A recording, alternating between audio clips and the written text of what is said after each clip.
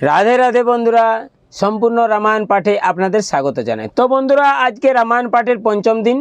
কালকে আমি আপনাদেরকে শুনিয়েছি নারদ কর্তৃক বাল্মীকিকে রামায়ণ রচনার আভাস।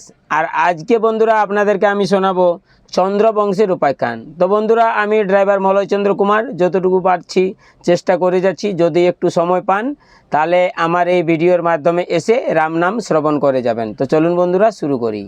তো বন্ধুরা, আজকের সম্পূর্ণ রামায়ণের পাঠটির নাম হচ্ছে চন্দ্রবংশের উপাখ্যান। হে রাম, সাগর মন্থনে চন্দ্র হইল উৎপন্ন, হইল চন্দ্রের পুত্র বধূ অতি দৈন্য। পুরুষুচ নামে হইল তাহার নন্দন, তার পুত্র শতাবর্ত জানে সর্বজন। স্বর্গ নামে তাহার হইল এক সুত, হইল তাহার পুত্র শ্বেত নাম অযুত।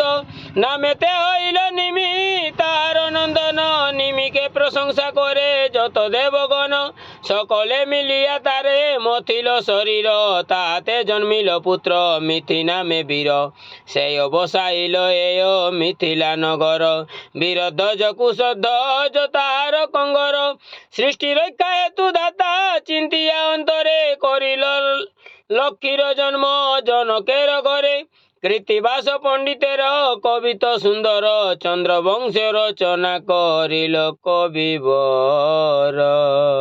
তো বন্ধুরা, আমার এই রামায়ণ পাঠ যদি আপনাদের ভালো লেগে থাকে তাহলে কমেন্ট বক্সে জয় শ্রীরাম লিখবেন আর আমাকে ফলো করে আমার পাশে থাকবেন। রাধে রাধে, জয় শ্রীকৃষ্ণ, জয় ভোলেনাথ।